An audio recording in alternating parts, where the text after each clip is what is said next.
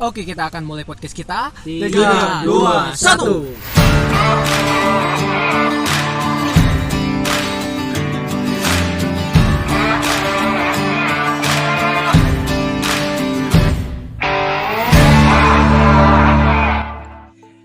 Halo kawan-kawan semua, selamat datang di Ocehan Anti Mainstream, Ocehan berkualitas Ngopi ID. Buat kalian yang baru bergabung, perkenalkan ini adalah satu buah forum online yang ngopi. Dan kita membuka kelas opini via online ya di Ocehan Anti Mainstream ini. Dan seperti biasa kita akan membawakan sebuah tema yang hot di pekan ini. Kemarin kita sudah membahas soal pilkada serentak dan kali ini kita akan menyambungnya dengan isu yang hangat baru-baru ini. Isu apakah itu? Namanya Omnibus Law. Seperti biasa tentunya gua nggak sendiri hari ini karena ditemani oleh orang-orang ganteng yang radikal. Ada Bang Egawan Sukses ya, atau Egawan Star. Oke. Selamat sore Bang. Selamat sore, halo. Waalaikumsalam. Dan juga ada Bang Nurdin Soga. Halo. Oke. Halo. Aman ya suaranya ya? Oh sempat putus. Oke. Tapi aman nih suaranya, oke ya? Udah koneksi halo ya? guys. Oke. Guys. Dan Apa kaps? Alright, asik. Dan ada lagi juga ini yang diundang ke podcaster kita pada sore hari ini karena kita akan ngomongin soal perspektif hukum juga. Nah, ada Bang Aji Teja dari Gema Pembebasan ya. Halo Bang Aji. Tuh. Assalamualaikum warahmatullahi wabarakatuh. Waalaikumsalam. Ini dapat rekomendasi kalau ngomongin soal omnibus, ngomongin hukum, nih Aji Teja orangnya katanya gitu ya. Oke. Seperti biasa kita akan memasuki segmen pertama ya. Jadi kenapa kita angkat ini kurang lebih karena kemarin kita juga menyaksikan banyak korban ya. Kembali ya mahasiswa kembali turun ke jalanan untuk mengaspirasikan suara mereka supaya omnibus ini tidak disahkan. Tapi pada akhirnya ujung-ujungnya memang niatan pemerintah untuk menggolkan omnibus ini juga sudah sangat kuat. Bahkan Presiden Jokowi juga belum mengamanahkan kalau bisa pembahasan omnibus ini jangan lebih dari 100 hari. Ini harus cepat ya. Bahkan Doi bilang kalau seandainya DPR berhasil sebelum 100 hari itu disahkan, saya kasih 2 jempol gitu. Wah, 2 jempol dari Presiden, jadi satu kehormatan gitu ya. Nah ini menarik nih ya. Oke, tanpa berlama-lama lagi kita mungkin akan masuk ke segmen 1.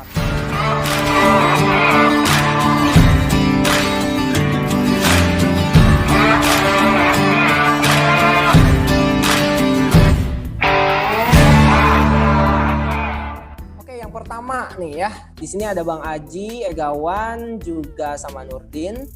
Aku tanya dulu ke Egawan ya. Mau nanya dong, soal latar belakang kenapa frame ekonomi yang dijadikan kenapa isu ekonomi yang dijadikan frame untuk memuluskan omnibus? Ya, terkait dengan Omnibus Law ya, bahwasanya memang pada dasarnya ini kan undang-undang yang sekarang ya, yang baru saja beberapa hari yang lalu disahkan itu adalah Cipta Kerja gitu ya. Undang-undang Cipta Kerja yang memang frame yang dibangun ataupun landasannya itu adalah dari aspek ekonomi. Nah, sebagaimana narasi-narasi yang sering kita dengarkan ataupun kita lihat di media yang disampaikan oleh pemerintah dalam hal ini Presiden ataupun menteri-menteri lainnya ya, termasuk di masa pandemi ini memang berfokusnya itu adalah kepada bidang ekonomi gitu ya. Nah, dikhususkan untuk omnibus ini adalah investasi. Bagaimana kita ikutin bahwasanya Presiden itu sangat istilahnya welcome gitu ya ke investasi itu. Bahkan sampai ada satu pernyataan kan, please invest to my country atau apa gitu ya. Jadi memang investasi inilah yang melandasi ataupun menjadikan alasan gitu ya, di samping nantinya adalah pengaturan kepada tenaga kerja. Nah, karena ingin menciptakan iklim investasi yang sehat ini, maka pemerintah dalam hal ini memberikan suatu usulan atau pengajuan kepada DPR gitu ya, untuk membahas mengenai RUU gitu ya. Jadi di sini tujuan gitu ya, mengapa investasi ini yang diutamakan oleh pemerintah, karena pemerintah memiliki pandangan bahwasannya ketika investasi ini diperlancar gitu ya, dengan birokrasinya yang dipermudah, nah ini akan menciptakan pertumbuhan ekonomi yang pesat gitu ya. Dan pertumbuhan ekonomi yang pesat ini diharapkan nantinya akan terciptanya lapangan kerja yang baru gitu. Jadi ini adalah salah satu upaya, termasuk upaya yang ekstra gitu ya, karena ini omnibus gitu ya, semua peraturan atau lingkup itu semua itu Bang dimasukin atau dibahas di dalam satu undang-undang. Jadi sangat ini sekali terhadap investasi. Jadi untuk mempermudah hal itu, untuk pertumbuhan dan harapannya ke depan tercipta lapangan kerja, sehingga di sini berusaha menggolkan ya, bahkan harus dipercepat nih. Entah nantinya kita lihat dari sisi-sisi yang lain ya, baik dari politiknya ataupun dari segi yang lainnya. Untuk kawan itu dulu Bang. Oke, menarik. Jadi frame yang dibangun oleh pemerintah konsisten untuk memperlancar atau meningkatkan penyerapan investasi asing. Terus Omnibus ini digadang-gadang akan menjadikan investasi itu lebih mulus gitu ya. Toh pada faktanya, apakah betul nggak sih bahwa investasi itu terhambatnya investasi di Indonesia sekarang itu emang gara-gara birokrasi yang ribet gitu? Karena ada juga pihak yang kontra, tentu saja mereka berargumen bahwa indeks investasi ya itu tidak indeks investasi ekonomi hari ini gitu ya, itu dipengaruhi justru gara-gara adanya faktor yang paling utama tuh justru yang paling mempengaruhi itu adalah korupsi. Kemudian juga memang faktor birokrasi gitu ya, ada gitu ya, birokrasi yang berbelit itu memang mempengaruhi juga, tapi yang utama itu justru korupsi gitu. Kemudian juga ada akses pendanaan, kemudian kestabilan politik, kestabilan kebijakan, inflasi dan sebagainya. Jadi artinya kan sebetulnya kalau dibilang alasannya untuk dibuatkan omnibus ini hanya gara-gara itu gitu, variabel-variabel yang justru menghambat investasi itu tidak hanya di birokrasi yang ribet gitu. Ada tanggapan Bang soal itu? Ya, memang itu seperti yang disampaikan ya menurut World Economic Forum ya, Global Countries Index 2017, bahwasanya yang mempengaruhi investasi itu atau perlambatan investasi itu yang tadi Abang sebutkan Bang. Nah, terutama korupsi. Nah, mereka pun yang pro ini bahwasanya dengan pemangkasan birokrasi gitu ya, itu akan, karena ini permasalahannya terkait perizinan gitu Bang. Jadi ketika suatu perusahaan atau investor ingin membuka usahanya di Indonesia ataupun di suatu wilayah, katakanlah di suatu daerah A gitu ya, maka awalnya itu perlu perizinan ke kepala daerah A gitu ya. Sehingga di dalam perizinan itu biasa ada permainan gitu ya. Akan diizinkan kalau istilahnya ngasih kue atau apa gitulah gitu ya.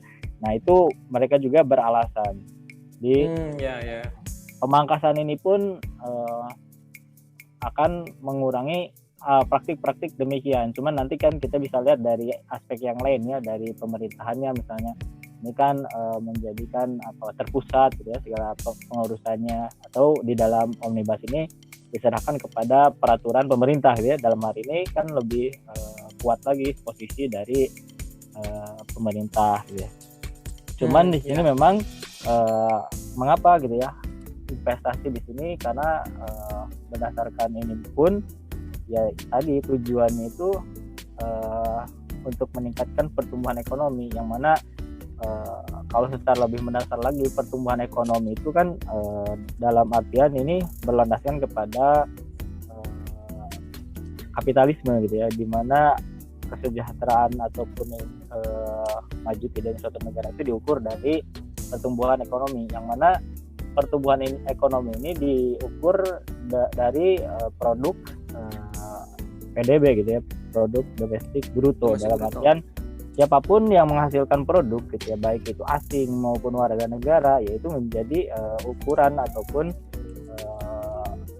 nilai yang itu akan mempengaruhi pertumbuhan ekonomi. Kalau berdasarkan teori ya dari ekonomi kapitalisme kan pertumbuhan ekonomi itu consumption ya, ditambah investment, ditambah government expenditure, ditambah ekspor dikurang impor gitu kan. Itu secara sederhana dari teori ekonomi gitu ya. Jadi di dalam hal ini pemerintah lebih memfokuskan kepada investment, yang mana memang yang diuntungkan itu adalah dari segelintir para pengusaha gitu, sehingga memang begitupun yang kontra ini lebih ke menguntungkan pihak-pihak pemodal ya. Dalam hal ini kapitalis yang memang memiliki tujuan untuk berusaha di negara kita termasuk asing gitu. Itu Bang.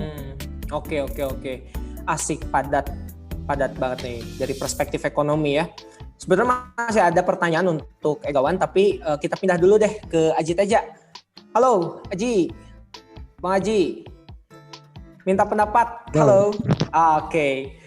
Nah, ini kan lagi rame-rame nih ya, orang-orang nolak omnibus ya. Rata-rata sih memang bukan hanya dari kalangan buruh saja, pekerja, tapi juga mahasiswa. Dan di kalangan politisi pun ada yang banyak yang menyayangkan omnibus ini diterapkan gitu.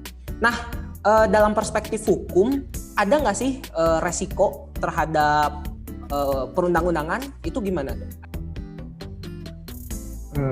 Terima kasih sebelumnya sudah diundang ya, diundang silakan untuk mengikuti ya kegiatan ngopi. Tadi tentang ini ya resiko yang ditimbulkan dari omnibus law ya, jelas ya, banyak sekali sebenarnya kalau misal dikaji ya. Pertama itu dari segi kemunculannya ya, dari omnibus law yang awalnya baru rancangan kemudian sudah disahkan menjadi undang-undang. Selama prosesnya kan melanggar Undang-Undang Nomor 12 ya tahun 2011 itu di pasal 10 ayat 1 mengenai pembentukan peraturan perundang-undangan yang di dalamnya itu harus melibatkan masyarakat gitu. Terutama kan yang harusnya yang dilibatkan itu adalah pihak-pihak yang terdampak ya dengan aturan omnibus law. Ya, betul. Ini seperti petani, nelayan, buruh dan kelompok-kelompok yang sekitarnya ya yang rentan. Betul. Nah di situ kan tidak ada pelibatan. Kalau misalkan di berbagai media itu banyak beredar ya bahwa draft RUU itu, kemudian naskah akademiknya itu juga sulit untuk diakses atau belum di-upload ya, sehingga publik juga ingin mengetahui ya isi daripada rancangan tersebut juga sulit gitu. Kemudian juga dari segi aturan-aturan ya yang ada di omnibus law ini. Nah, ini mengarah kepada ini namanya istilahnya bisa menjadi pijakan ya, bagaimana penguasa itu menjalankan kekuasaan itu dengan diktator ya, dan mengarah kepada penyalahgunaan wewenang atau bisa diistilah abuse of power. Misalnya di pasal 162 dan 166. 162 itu disebutkan kan bagaimana pemegang kekuasaan itu yang yang seharusnya dijalankan ya oleh pemerintah pusat, menteri dan pemerintah daerah itu kan diamputasi ya, sehingga hanya mencukupkan pada pemerintah pusat, dan pemerintah pusat yang dimaksud itu adalah presiden gitu. Dan presiden itu juga di pasal 166 memiliki kewenangan untuk menjatuhkan sanksi ya kepada pemerintah daerah. Bila pemerintah daerah itu menjalankan perda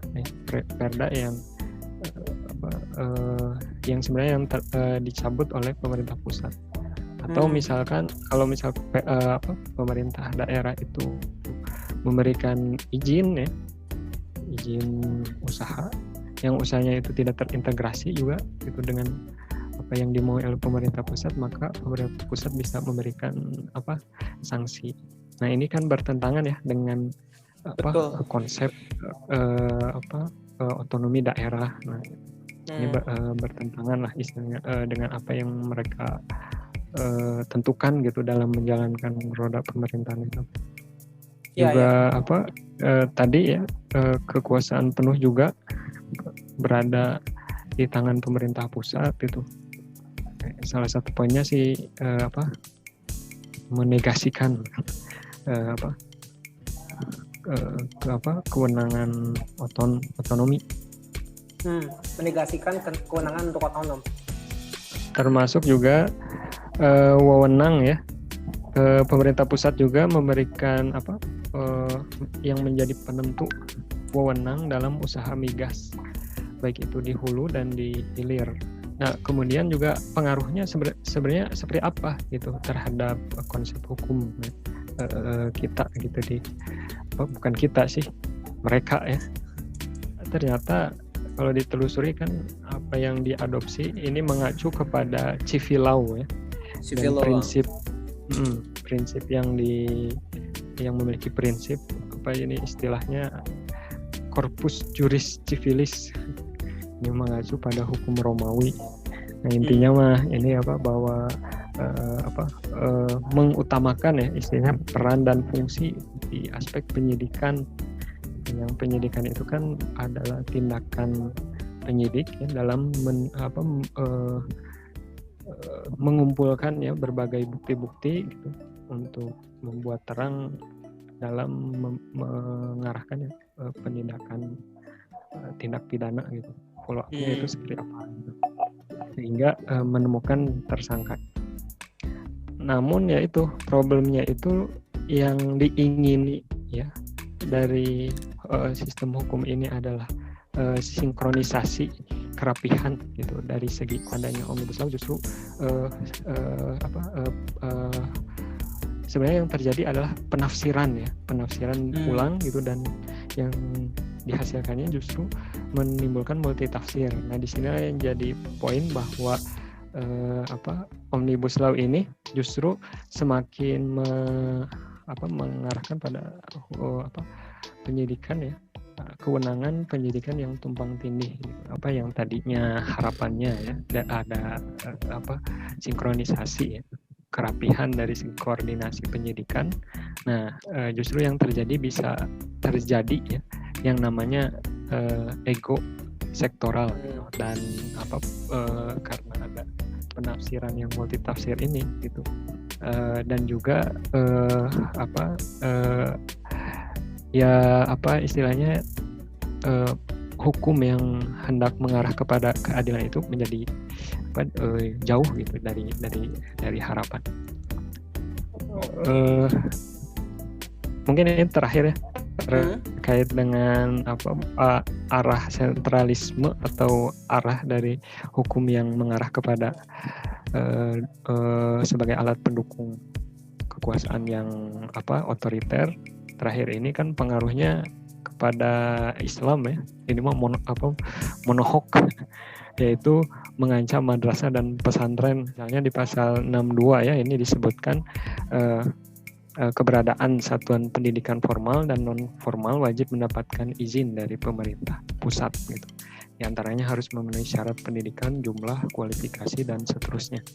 Nah, kalau misalkan penyelenggaraan pendidikan ya di pasal 71 itu kalau misal di luar dari izin pemerintah pusat, maka akan ada pidana gitu istilahnya. Oke. Nah, itu aja. Wah. Oh iya. Ini nih di akhir statement ini nih justru yang lebih menarik ya. Yang menarik ternyata ada arah sentralisasi ini pantas aja gitu. Beberapa opini belakangan itu memang seolah-olah mempersiapkan gitu ya. Jadi tidak terputus gitu soal sertifikasi, kemudian juga soal isu narasi-narasi radikalisme dan sebagainya ya. Kita ke podcaster berikutnya dulu nih. Ngikutin perkembangan terkini, Bang? Kalau terkini, iya sih, saya ngikutin. Sedikit. Sebagai ini masyarakat biasa. Asik. Sebagai masyarakat kritis yang biasa gitu. Oke. Dampak nih ya, langsung aja deh. Karena biasanya kan Abang suka bicara dari perspektif sosial ya. Ini saya langsung tanya aja nih. Dampak dari pengesahan Omnibus Law terhadap masyarakat umum, terhadap masyarakat secara umum itu gimana sih? Dampak ya. Oke. Dampak dari pengesahan Omnibus. Pengesahan apa sih Omnibus Law ya, khususnya terkhusus Undang-Undang Cipta Kerja. Jadi kalau bicara dampak secara realnya sih kita belum bisa melihat saat ini karena ini kan kebijakan ya. Karena ada proses yang harus kita nilai gitu. Apakah justru negatif atau positif gitu. Jadi kalau paling kita bisa melihat itu dampak sosial saat ini ya paling secara analisis aja gitu ya. Karena kan bisa berpotensi dua nih. Apakah pemerintah benar dengan upayanya atau justru rakyat yang benar dengan penolakannya kan gitu. Ya kan? Karena masih ada pro kontra di situ ya. Tapi saya ingin lebih melihat sebenarnya dari sisi spirit ya yang bawa oleh pemerintah dengan Omnibus Law lanjut ke Undang-Undang Cipta Kerja dan spirit rakyat ya dalam menolak Undang-Undang Cipta Kerja ini, pengesahannya ini. Ini kan sebenarnya kan bikin kalau seperti judul Bang Mul nih geger, wih. Geger ah. Oke. Ya saya enggak Malam Timur ya. Orang Timur jadi agak kental E-nya gitu. Nah, oke, siap. Jadi saya melihat gini, jadi spirit kan kalau umpama kita melihat spirit hukum ya, ini kan metode yang juga dipakai di beberapa negara di US ya, terkait omnibus. Tapi saya nggak tahu apakah ini bisa dipakai di Indonesia gitu terkait pelangsingan undang-undang ya. Kan spiritnya sebenarnya adalah untuk itu ya, untuk melangsingkan, untuk merapihkan, untuk lebih menyederhanakan ya, dan lebih menitik beratkan penafsiran itu lebih ditekankan di situ kepada para pakar hukum di situ di Omnibus Law. Nah, saya melihat gini spiritnya kan sebenarnya itu secara dasarnya itu. Nah, tapi kalau melihat Undang-Undang Cipta Kerja ya memang tujuan motif dasarnya adalah investasi ya sebenarnya, bukan cipta kerja tapi investasi sebagaimana yang disampaikan oleh Kang Aji tadi malam ya. Nah, saya melihat gini, jadi harus dipisahin antara membahas Omnibus Law dengan membahas Undang-Undang Cipta Kerja. Jadi ini cara melihat omnibusnya ya, oke. Secara omnibusnya, secara Undang-Undang Cipta Kerja ya. Karena gini, sebagai negara ini negara harus memposisikan dirinya sebagai negara gitu. Karena dia tugasnya memang untuk tercipta keadilan yang sebanyak-banyaknya gitu di tengah-tengah masyarakat. Nah, di masyarakat kan ada banyak komponennya, ada banyak hal gitu. Seperti umpama ada korporasi, ada lingkungan, ada rakyat gitu. Nah, semua ini kan punya modal dan semua ini punya kepentingan ya. Masyarakat punya modal ya, lingkungan punya modal, korporasi punya modal ya. Ini semuanya adalah punya kepentingan gitu. Ya. Dari dulu hasrat korporat memang kapitalisme. Spiritnya spirit kapitalisme, spiritnya spirit efisiensi gitu. Spiritnya itu hasratnya itu adalah ingin menguasai ingin mendapatkan keuntungan yang sebesar-besarnya, itu sudah menjadi ciri khas Tabiat daripada ya. sudah menjadi tabiat kita, ada paham bersama gitu. Jadi apapun undang-undang yang ditelurkan daripada kepentingan oligarki itu adalah memang tujuannya untuk mengefisienkan yang itu dampaknya adalah, sekali lagi saya katakan, dampaknya adalah kerugian terhadap rakyat. Jadi pencabutan hak-hak terhadap rakyat. Jadi kalau analisis saya justru kalau itu terjadi maka krisis hak akan hilang, akan terjadi di mana, pada buruh gitu. Ya. Jadi kalau mau terjadi krisis hak ini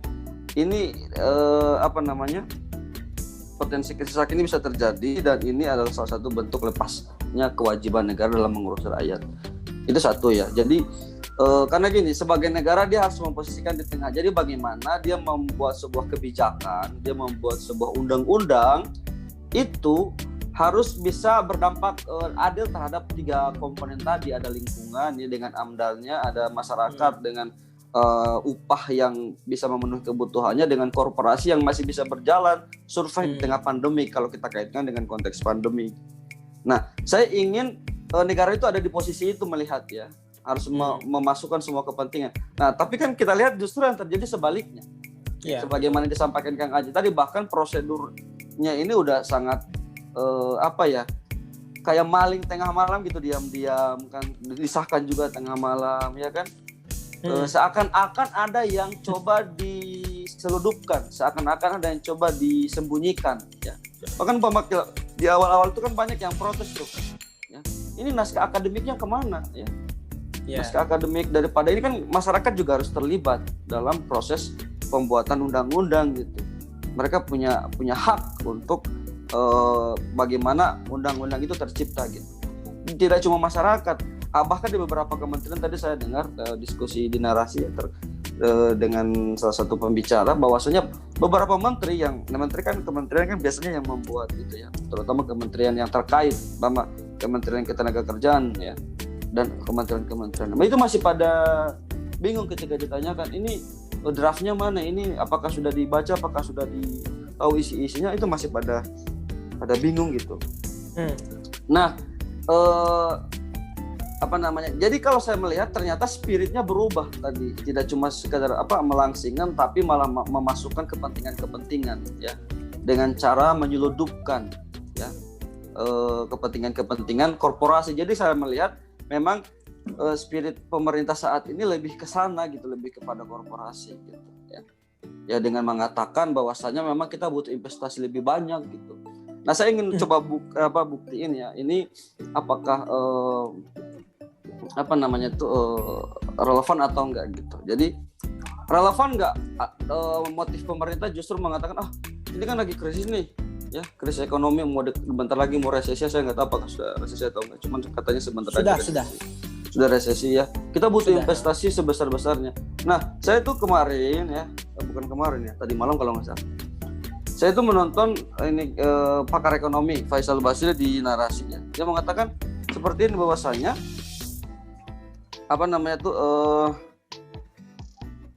memang apakah benar bahwasanya Indonesia itu ya krisis investor gitu ya. Nah, justru dia mengatakan dengan data, justru yang terjadi sebaliknya. Nah, Indonesia itu tidak krisis investor ya, betul. Nah, tidak krisis investor gitu. Dia membuktikan dalam data, bahkan di narasi ditampilkan dari tahun 2015 sampai tahun 2020 justru tren investor itu naik ya. Ya kan, artinya kan ini bukan menjadi masalah yang urgent banget gitu.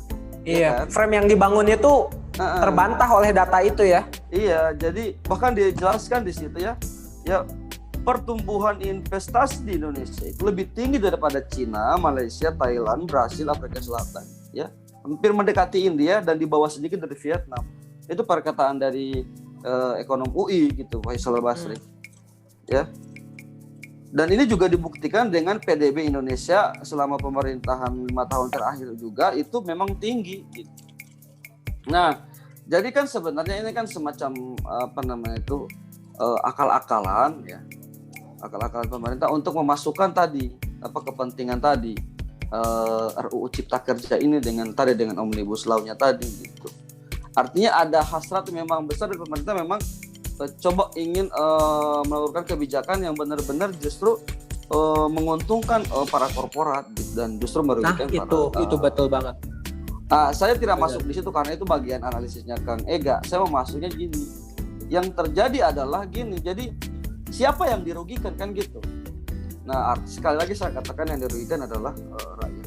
Kita kalau saya sebagai anak dari bapak saya seorang nelayan ya, dengan adanya undang-undang Cipta Kerja ini saya merasa was-was, khawatir. Di saat-saat seperti ini pun itu permainan harga dan sebagainya itu terjadi, apalagi ketika udah banyak kayak kapal-kapal asing bisa masuk kan, ada nanti penguasaan laut, nanti umpama kapal itu ya boleh, kapal asing itu boleh melaut di Indonesia dan sebagainya. Ini kan juga harus kita coba kritisi gitu. Gitu. Nah, selanjutnya adalah kalau saya melihat dan secara ini ya, secara apa ya, regulasi ya. Selama ini kan yang terjadi adalah ketika perusahaan itu dapat izin dan sebagainya dengan ada kewajiban yang harus ditunaikan ya, kayak kewajiban menjaga lingkungan ya, yang itu diwakilkan di dalam kewajiban perusahaan ya, dengan AMDAL yang itu coba dipantau oleh para pecinta lingkungan, oleh aktivis-aktivis lingkungan, terus dengan memberikan hak-hak buruh ya, kayak pesangon dan sebagainya juga itu harus ada. Nah, dengan adanya undang-undang ini saya melihatnya berpotensi kurangnya kepatuhan daripada korporasi terhadap pemenuhan hak-hak daripada buruh dan lingkungan. Karena yang terbukti selama ini dibuat ketat pun mereka nggak patuh, apalagi dibuat agak fleksibel gitu. Ya. Iya. Jadi gini, selama ini kan yang terjadi memang dengan aturan yang ada, apakah perusahaan-perusahaan itu sudah taat gitu, maksudnya udah bisa kita kontrol gitu, pemerintah sudah bisa mengontrol gitu. Kan faktanya yang terjadi nggak, banyak fakta korporasi atau perusahaan-perusahaan ini justru melanggar gitu. Nah, ini malah dibuat lebih bebas lagi, dan bahkan di pasal 88B ya, itu memberikan kebebasan kepada perusahaan untuk menentukan unit keluaran yang ditugaskan kepada pekerja sebagai dasar perhitungan upah. Jadi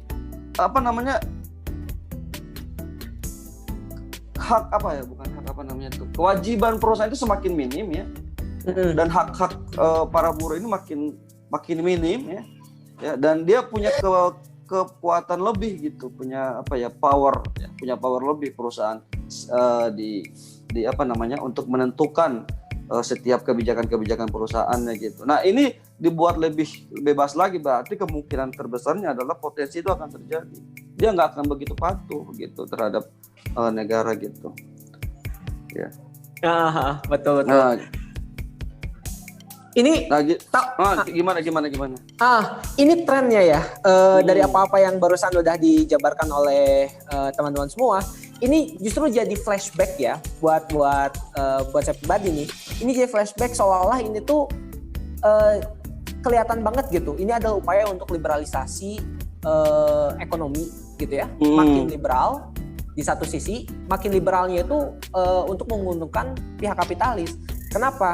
Ini sedikit cerita aja, mungkin ini agak-agak keluar dari jalur pembahasan, tapi dulu ketika di pemerintahan Hindia Belanda tahun 1871 itu pernah dilaksanakan atau disahkan Undang-Undang Agraria. Ya. Yang dengan Undang-Undang Agraria itu sebetulnya bukan hanya sekedar memberikan kelonggaran regulasi kepada para kapital waktu itu ya, pengusaha tebu dan pengusaha teh, kopi dan sebagainya.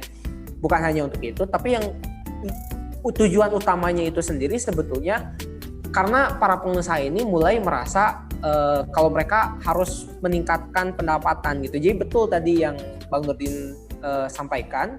Jadi ini sebetulnya apa yang hari ini kita dapati dalam Omnibus itu bukan hal yang baru gitu, karena dalam perspektif sekarang ataupun yang lalu kita masih tidak beranjak dari sistem kehidupan yang sama gitu ya, yang di bayang-bayang kapitalis gitu. Sebetulnya kan begitu.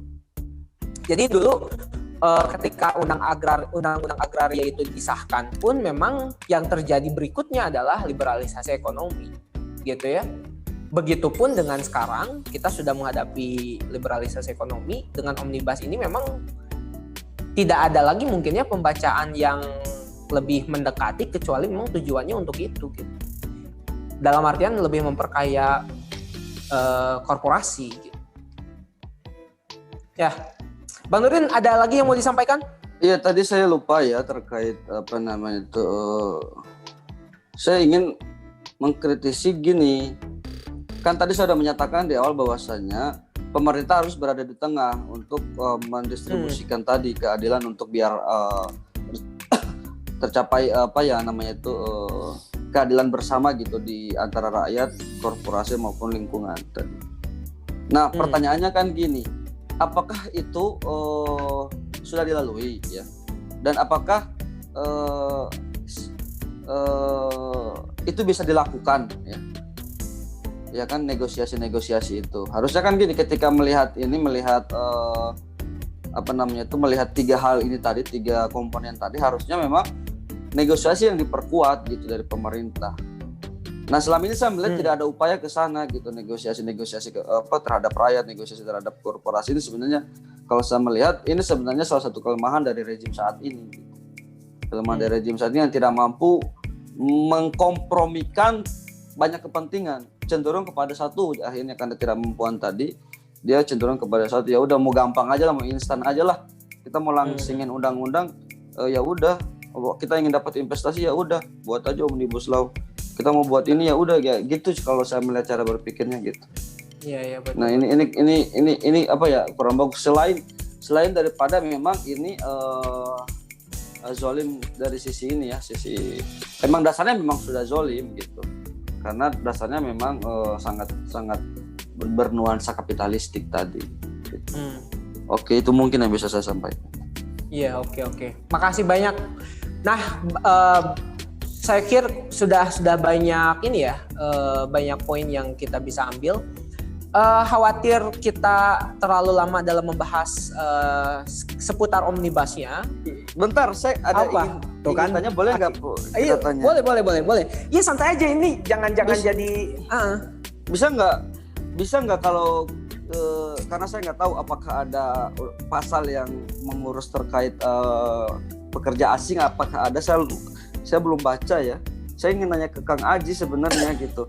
Apakah potensi ini akan berpotensi nanti akan banyak impor tenaga kerja asing atau gimana? Nah, kalau memang ada, berarti kan sebenarnya benar undang-undang cipta kerja ini, yaitu cipta kerja ya masyarakat Cina gitu. Contoh kayak gitu ya, undang-undang cipta kerja asing gitu dan sebagainya gitu. Mungkin bisa dijawab Bang Aji, bisa, soalnya saya nggak tahu itu ya. Masih bingung. Oh, masih bingung.